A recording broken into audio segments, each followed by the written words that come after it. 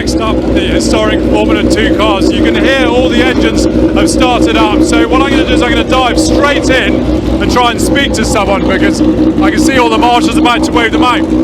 Matt Wrigley, lovely to see you. I hear congratulations are in order. Have you just got married? Yeah, we got yesterday morning 6:30, then straight to Silverstone. Now, it's a very competitive field, this field. This, I think, is a quick car. You're a very quick driver. I guess you're looking at a top 3, top 5? Yeah, I think so. I think last year we had a good run. Better cars this year. And I think top 5, hopefully top 3. Right, we're going to go best of luck. We're going to move on, and you can. It's very hard to hear over the noise. Something I just wanted to point out. Now, Silverstone is obviously a power circuit, and if you just have a look at here, you can see these rear wings. Now, this wing is actually quite high up, so there's quite a lot of downforce and drag on Martin's car. But if we go down here to Ben Mitchell's car, this is more of a kind of classic Silverstone setup. You see here, and the wing's much lower. And that's to create less drag and more speed down the straights. Let's just have a quick chat to Ben. Ben, I'm sorry to jump in just as you're about to go out. Now, you drove the X-Mark Shura 782 at Goodwood and did a fantastic time up the hill. Something slightly different today. How many miles have you actually done in this? Well, I looked lucky to get a few laps yesterday. It feels very good, so we'll see how it goes in qualifying. And just tell me about these slicks, because they're quite big slicks. How long do they take to warm up? They'll probably come in within a lap, maybe even half a lap. They're brand new tyres, so that'll be even better, and should give me every chance. And you're not just driving this weekend. What else are you in?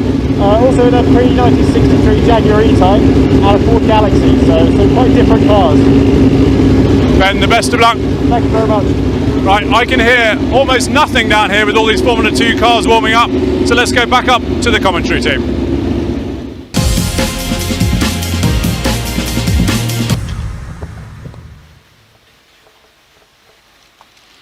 Qualifying session coming up here at beautiful Silverstone for the HSCC's historic Formula 2. It'll be the second race of the weekend on Saturday, and really brings us back to what Formula 2 was in period. Not just a great training ground for younger drivers who wish to move up into Formula 1, not just a great place to be spotted, but also a place where you would very frequently find Grand Prix drivers also plying their trade on a Formula 1 weekend or away from Formula 1 tracks. The likes of Ronnie Peterson, Jochen Rindt, Jody Scheckter, Graham Hill all came up through Formula 2. Most drivers did, but a lot of them would also race in F2 away from Grand Prix weekends or on Grand Prix weekends just for a bit more seat time. Now, the categories here, the cars are Formula 2 cars built in period between 1967 and the end of the 1978 season. And again, some very famous names: Lotus, Chevron, March, Brabham, Matra Martini, the French manufacturers, and the classes here named after drivers who were particularly relevant to the period. So Class A, the Jochen Rindt Trophy for pre-1972 Formula 2 cars. Those were 1600cc cars. They later moved on to 2-litre engines and predominantly successful with the 2-litre BMW Heidegger engines.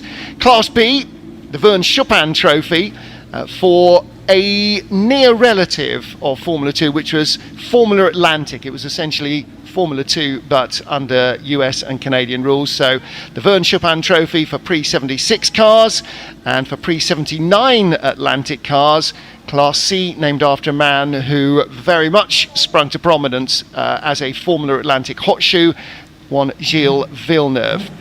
Bruno Giacomelli Trophy will be what's raced for by cars in Class D. They are pre-1979 2-litre Formula 2 cars, so the emergence of the BMW power unit. And Class E, the Jim Clark Trophy for post-1966 cars with no wings. So those are the earliest of the Formula 2 cars that we'll be looking at. So a variety of different cars and machinery, and with some 35 cars in the grid. and some very well-known manufacturer names. March and Lola were very successful at selling customer cars to Formula 2 as well as everything else. Chevron dipped their toe in the water. There is an Elfin, there are a couple of Ralt RT1s. Ron Toranak's Ralt cars, of course, became very, very famous for Formula 2 domination and Formula 3 domination, and the cars heading out on the grid. You can see the sports cars for our next practice session, the Woodcote Trophy and Stirling Moss Trophy field. These are 1950s sports cars, and they will be coming out shortly, heading into their collecting area, trying not to run over Ed's size 9s, but our cars coming out, and as we heard, a slick will hopefully be warm in the first lap, so they get half a lap out here from the old pit lane, the what's it now, Heritage pit lane, I must remember that. In my day at Silverstone it was the pit lane because there was only a choice of one, but the timing beacon to start the lap and to finish the lap will be at the start line, the Formula 1 start line outside the fabulous wing, so they will have a few corners to warm their tyres up, but I imagine that as they come down into Abbey for the first time, it will be a little bit of a leap of faith to make sure that the tyre is quite as warm as they need it. Brakes should be warm as well by that stage, so hopefully we should see some quick times coming in fairly early in the session. We've got a number of examples of what you might call the ultimate Formula 2 car, the March 782, which 1978, the 7.8 and the 2, meaning it was a Formula 2 car, very easy designations on March, and some of the quicker drivers in those cars as well, particularly Andy Smith, who is out in a car which appeared just a little bit earlier this year here at Silverstone, having had a full rebuild. It's the ex-Eddie Cheever car. Matthew Watts, Matt is in the ex-Mark Sura 782, and Matt Wrigley in the ex-Rad Dougal 782. Wow. Clive Wood in another 782, that one formerly driven by Frank Sittner, who we all remember in touring cars but also in Formula 2, and Sean Walker as well, very successful in Formula 2. So those cars together with the interloper really possibly, and that's Martin Stretton, number 34, who we should look out for. He's in an earlier March, a 712, that's from 1971, so fully 7 years earlier. It is running with the 2-litre engine, which it didn't in the original period of Formula 2 up to 1971, but it was run by private teams with the 2-litre engine, so it's eligible, and Martin uses that 2-litre engine. Graham Ridgway in the March 742, the yellow car we're looking at with the Stovall sponsorship, very original livery on that car. That's the March 742, and I think Martin, the March is probably the most numerous car in this race. Well, one that is least numerous, there's only one of them, is currently fastest, David Tomlin, car number 70, in the Motul Rondell M1, and that perhaps is most significant, not just for its history as a car, but also for what it spawned, because Rondell, the team that ran it, the Ron in it, became the Ron later in Marlborough Project 4 when they took over McLaren. So the Ron in Rondell was Ron Dennis, at that time an ex-Brabham mechanic who set up his own team, running Henri Pescarolo among others in Formula 2, and then got the nod to take over the then possibly as now ailing McLaren team, and moved on to very much greater things. So that's unique in the field, and it is actually the car that Pescarolo drove, the original chassis, also driven by Tim Schenkin, Bob Wallach and Tom Price as well, the Welsh driver. There's a Techno in the hands of Julian Stokes as well. That's red car number 81, a slew of Brabhams, half a dozen Chevrons, lots of Marches. I mean, they for a number of years really were the benchmark in Formula 2 in terms of the chassis. March BMW was absolutely the thing to have. And there is David Tomlin in the Rondell. And that's the same David Tomlin we saw out in the Sierra Cosworth just a few minutes ago. He will be grateful of a lunch break, won't he? Well, one of those March 782s has put in an early quick time, and that's Matthew Watt's number 9 car. 1:59.107 is his lap time, so he's currently in this very early part of this session, quickest at the moment. We've still got 12 3/4 minutes to go. But, Tomlin already shuffled outside the top 10. He's currently 11th fastest. Tim De Silva's gone second quickest. Tim De Silva in a 1976 Chevron B35. That's car number 3. And there he is. And in fact, beating them both, car number 21, I still call him young Ben Mitchell. He's Westy Mitchell's son, but I was told off last year at this meeting, because Ben is a little bit older now, but I remember him racing when he was 17. But he's in a Martini, Mark 1922, and the Martini, a French make from Tico Martini, nothing to do with the drink, so Ben Mitchell, a very, very quick driver indeed. So he's put himself top of the times with a 1:58.8. A little bit of a grassy excursion there for Tim De Silva. Just finding out that there wasn't quite as much grip as he was looking for. And now to the top of the screens goes Andy Smith in the car you're looking at, number 6. This is the car that I mentioned earlier, ex-Eddie Cheever, the American driver who made it all the way to Formula 1. And this car reappeared just earlier this year here at Silverstone for a relatively club meeting in April, and great to see this car back. It's absolutely wonderfully restored. Andy Smith from Warwickshire, a really, really quick driver, and I would certainly expect to see him running near the front, if not in the lead in the race when we see that tomorrow and Sunday. 1:56.007 for Andy Smith. And that's a March 782.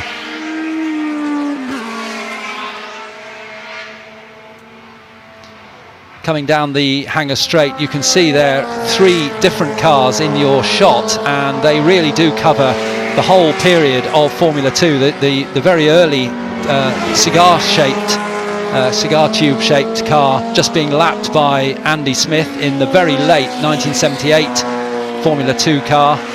But those earlier cars nowhere near as quick as you'd expect.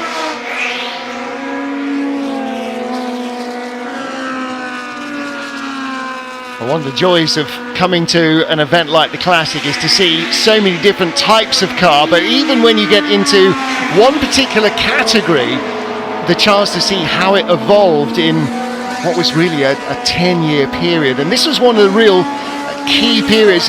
When you went from mid-60s to mid-70s, suddenly aerodynamics just appeared in Formula 1 and then by extraction in every other category, and the cars changed from the purity of the cigar tube to becoming these shovel-nosed big wing monsters that is so redolent of the period in this March 782. Again in factory BMW colours, really, the reds, the pale blue and the purple. That's still a colour scheme that you will see even to this day on BMW cars. If you look at the pictures that have been released of their forthcoming LMDH prototype, that colour scheme remains very much part of their history and their future.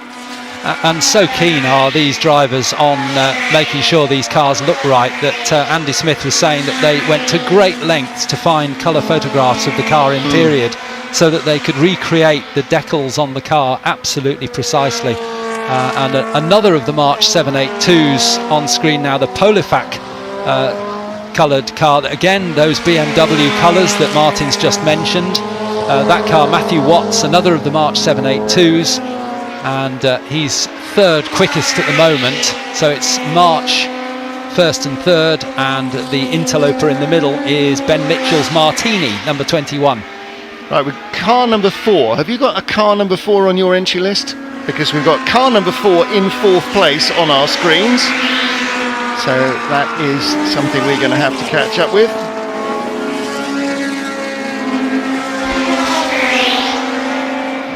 So not sure. Oh, here we are. Well, that's another factory liveried 782.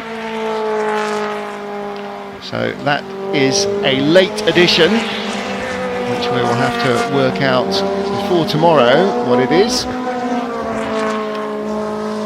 Oh, or is that a change of number? No, it's not a change of number. No, David Shaw has come up on our graphics there. That's more than we know. Right, there we go. So I think that might be the answer. Another, as you say, another factory liveried car. And it wasn't uncommon on longer circuits for Formula 2 cars to be on the same grid as, although separated on the grid, as Formula 1 cars. Yep. And I do remember in the late 60s being at the Nürburgring for the Grand Prix, and Jackie Ickx was in a Formula 2 car, and his lap time, although he wasn't put on the grid in his grid position because they were separated on the grid, his lap time would have put him in the top 3 in the Formula 1 race, and that was before he became a Grand Prix driver. Really marked him out as a great talent. And that was the big thing about Formula 2, is that unlike nowadays where it is only Formula 2 races in Formula 2, in this period then Grand Prix drivers would also be driving in F2 cars, and so you could absolutely match yourself wheel to wheel with the pace of somebody who was an established Formula 1 star in similar machinery without, in the same race or in the same qualifying session, without just having to go back to timing sheets or on a slightly different day. No, so David Shaw there with a very kind of Mark Seurer liveried helmet actually as well, the red and white of the Swiss driver. Looking here at car number 8, this is Sam Harrison, Lola T240. So this is one of the earlier cars, 1971 vintage Lola. And Sam Harrison, a teenager. So really has marked his card this year as a very, very quick driver indeed in Classic Formula Ford, but he's also been racing this Formula 2 car. So young Sam Harrison, I'll call him young, I'm allowed to. I won't get told off for that one. So Sam he didn't Harrison. see the cars racing period, is what you're saying? No. In fact, he's so young that his dad probably was too young to watch the cars racing in period as well.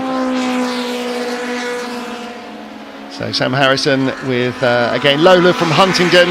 You know, it was a good earner for manufacturers like Lola, like March, and like Chevron as well, I suppose, who were all about customer racing, because people wanted to buy the cars and take themselves off racing. And it was a relatively cost-efficient way of getting yourself into top-flight single-seater racing against some of the big stars. And at some of the big events in Europe as well, Formula 2 races would often be marquee events.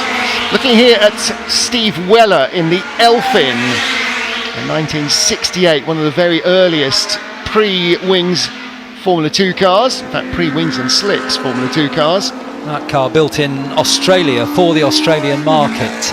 Nice to see them over here. Built over there for various Formula that raced in America. They had a slight, like you mentioned, Formula Atlantic, which was Formula B, wasn't it, in America? In Australia they had various classes that were slightly different to ours. And this is the sort of car that would have won Australian Grand Prix before they were Formula 1 races, before the mid-80s, when F1 went to first Adelaide, then to Melbourne. And again, Formula 2 was big in the Antipodes during the winter in the Tasman series. So they would have been Formula 2 cars originally, or Formula 1 cars, but usually running with 2.5 litre engines in the Tasman series. And was very often, cars ended up there because they were taken down by teams, and rather than shipping them back, they flogged them to the locals. So again, looking here at Tim De Silva, car number 3. Very pale blue, and is that a Gitan logo on the front of the car? It looks like it. The Gitan lady on the just in front of the wheels, and the little flick ups there. So Tim De Silva currently 5th quickest, and it is Andy Smith who has gone on top of the pile in car number 6. That predominantly blue March 782. Mitchell, big partner. Sam Harrison is, where's he gone to? 12th position. Two of the drivers I mentioned earlier, which we haven't seen now, I'm afraid. Matt Wrigley hasn't come out. He's showing on our screens as being here, but and the other driver that I can't see on our screens is Martin Stretton, which is a bit of a shame because he was certainly one of the cars that we would have expected to see up at the front. Yeah. And Andy Smith just really stamping his authority on this, over 3 seconds quicker than Ben Mitchell. Again, 4 different classes here, well, plus Sam Harrison, who's an invitational class driver, so he's sort of in a little non-class of his own. He's an invitational driver. 1 car in Class C, which is Keith White in his March 76B. And that is a 1.6 litre car. Predominantly, the quick cars are all in Class D. Those are the 2 litre wings and slicks category. The next fastest class is Class B. In fact, Sam Harrison has been put into Class B rather than being an invitational, so he is the fastest of the 1600 cars. So again, we're going to have a lot of amendments to the programme.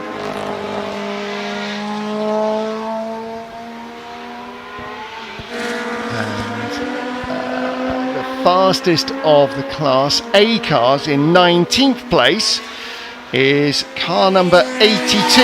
That's the yellow and blue Brabham of Mike Bainbridge. So yellow and blue car number 82, that is the fastest of the Class A cars, which are the pre-72 1600cc machines, so the oldest in the field.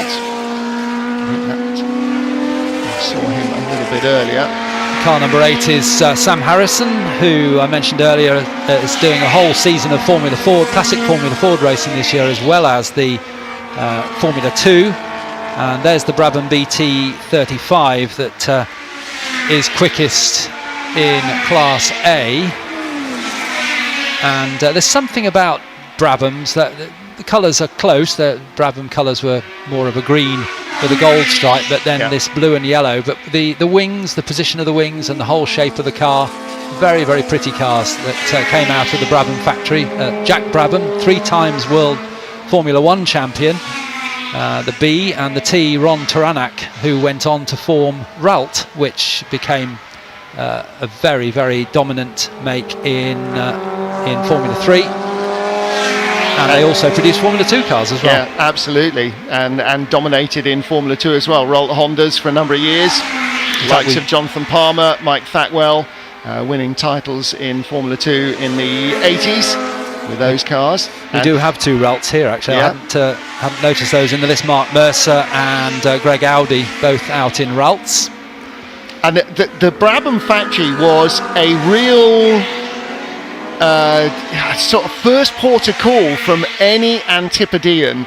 Obviously, Australia, but New Zealand as well. So Brabham with Ron Taranak as his designer initially, before Ron set up his own store, but also all sorts of Kiwis. Bruce McLaren ended up there, Chris Amon ended up there, a whole host of Kiwis and Aussies made Brabham their first port of call, and so many young drivers went through sweeping the workshop, welding bits of chassis together and so on while they were helping to pay for their drives. A very big contingent of talent over the years at the Brabham workshops. Similarly at March, just up the road here, based up the road in Bicester, Adrian Reynard, who we spoke about in the touring cars, who started his own firm, he started at March, and of course March, Max Mosley, Alan Rees and Robin Hurd and the rest forming their car manufacturing business in Bicester, just as Max was still sort of plying his trade in Formula 2, and they all congregated to pull their resources and became hugely successful for a number of years. March was one of the best selling car manufacturers on the planet in terms of racing cars. Always lots of rivalry between March and Lola. They're in Huntingdon, March very- just up the road. Very early on in the March organisation, Ronnie Peterson won the Formula 2 Championship 1971 in a March in the 1600 days. Ronnie went on to Formula 1, of course, and always exciting to watch, whether it be in a Formula 2 car, Formula 1 or a touring car. As the checkered flag is out. And Matthew Watts did get a little bit closer to Andy Smith, brought it down to just below 3 seconds. Second fastest. And that very distinctive low line look of the 782. It was all about reducing the frontal area, getting the radiators as canted over as possible, still with that big wide shovel nose, which was actually, it was such a March trademark, you know, even the Adrian Newey era at March in the early 80s when he was designing sports cars for them, the Lobster Claw March and so on. That big wide shovel nose was still very much a factor. And that BMW 2-litre 4-cylinder engine, hugely successful, very tunable. Heine Marder and Heidegger were the go-to men. A March BMW was absolutely the zenith. So let's take a look then. Andrew Smith in his March 782 ahead of the similar but not similarly liveried, different variety of factory livery for Matthew Watts. Ben Mitchell in the Martini, third quickest, breaking up the March domination of the top three, just ahead of David Shaw. Tim De Silva in his Chevron, the best of the Chevrons, ahead of Graham Ridgway in a 1974 March. Clive Wood in his Chevron, and then more Marches. 782s, very strong. Well, we've got 5 of them in the top 10, so numerically very much the car to have. Best of the Rolts was Mark Mercer ahead of Sam Harrison, who's in the best of the Lolas in his T240. A little further back, David Tomlin in the Motul M1, the Rondell run car, and Mike Bainbridge in his Brabham BT35. He is the fastest man in Class A for the oldest of the cars, just ahead of the Techno of Julian Stokes. 30 cars making it out into practice. Just a couple that we didn't see. Didn't see Martin Stretton in the March 712. Did add David Shaw in his March 782. And no time either for David Thorburn or Mike Wigley. Qualifying for the HSCC's historic Formula 2 race in bright autumn sunshine at Silverstone, pitching some of the earliest and some of the latest Formula 2 cars from its inception in the mid-60s to the March BMW era of the late 70s. March 782, very much the dominant force then and remains the case. The potent 2-litre 4-cylinder BMW engine and the March 782 chassis, absolutely the thing to have, filling 3 of the top 4 grid places. But some of the older cars, 1971 Lola of Sam Harrison well up among the front runners, and plenty of mouth-watering machinery. A 30-car grid all ready for Sunday's action.